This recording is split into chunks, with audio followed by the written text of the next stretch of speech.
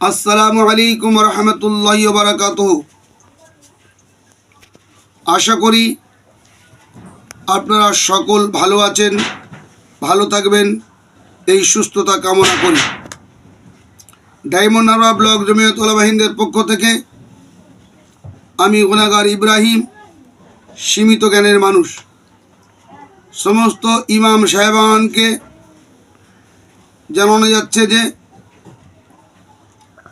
ওয়াকফ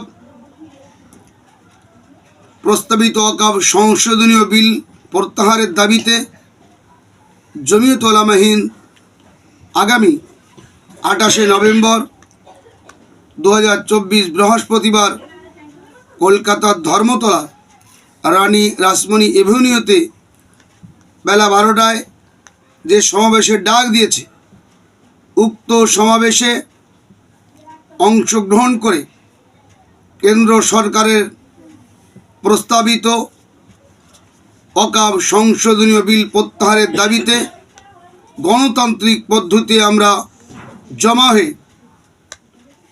আমরা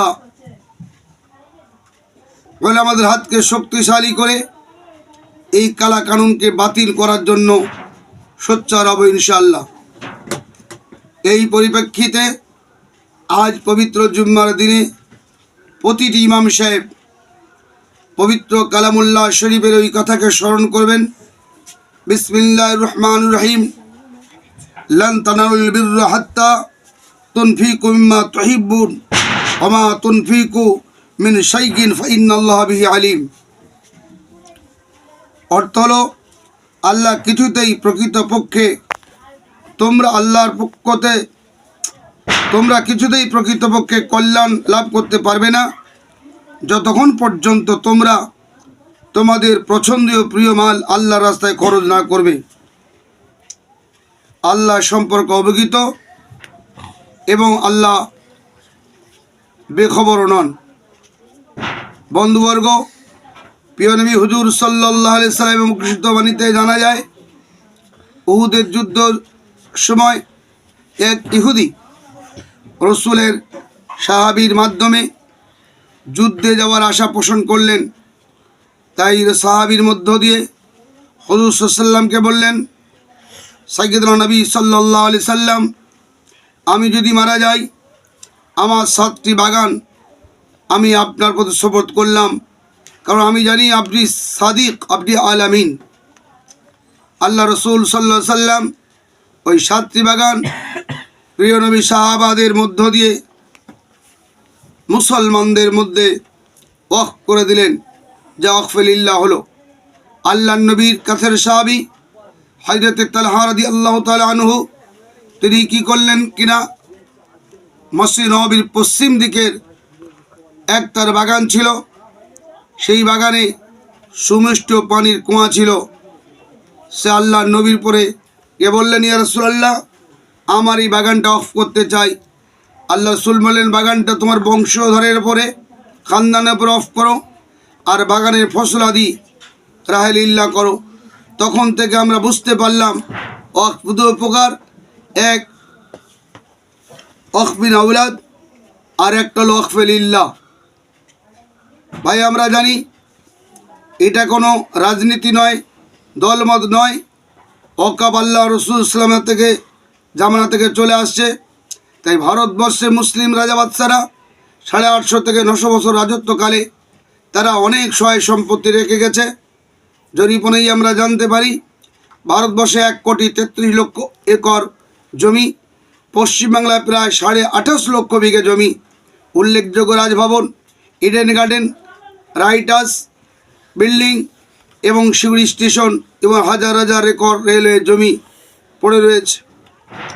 ভাই, আমরা জানতে চাই, বলতে চাই, এই ওয়াকফ প্রস্তাবিত ওয়াকফ সংশোধনী বিলের প্রত্যাহারের দাবিতে আমরা গণতান্ত্রিক পদ্ধতিতে দাবি জানাবো, মসজিদে মসজিদে বলবো, গ্রামগঞ্জে বলবো।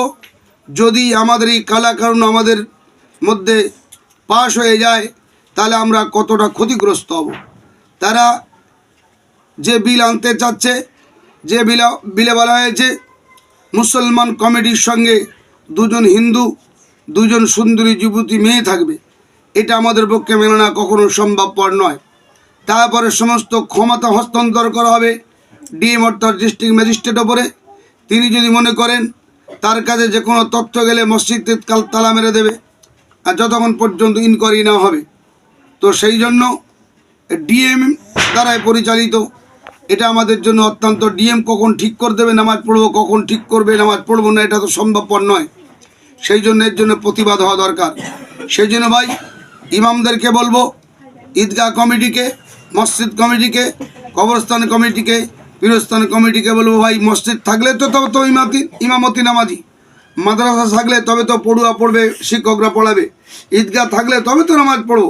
সেই জন্য মসজিদ, মাদ্রাসা, ঈদগাহ, কবরস্থানের রক্ষার্থে আমরা প্রত্যেকেই নিজ নিজ এলাকা থেকে নিজের মাল খরচ করে, নিজের টাকা পয়সা খরচ করে, নিজের জান দিয়ে কলকাতার 28 নভেম্বর মহাসমাবেশে গণতান্ত্রিক পদ্ধতিতে আমরা এই প্রতিরোধ গড়ে তুলে কালা কানুনকে বাতিল করার জন্য আমাদের নেতৃত্বের হাতকে শক্ত করব, এই আশা রেখে আমি প্রত্যেকটা মসজিদের ইমাম ওলামা কেরামদেরকে বলবো, আপনারা জুম্মায় আপনাদের খুতবায় বক্তব্যে এই কথাগুলো রাখুন এবং প্রত্যেক এলাকা থেকে প্রতিবাদের জন্য ইনশাল্লাহ গাড়ি সহকারে ওই কলকাতা ময়দানকে ভরিয়ে দিন।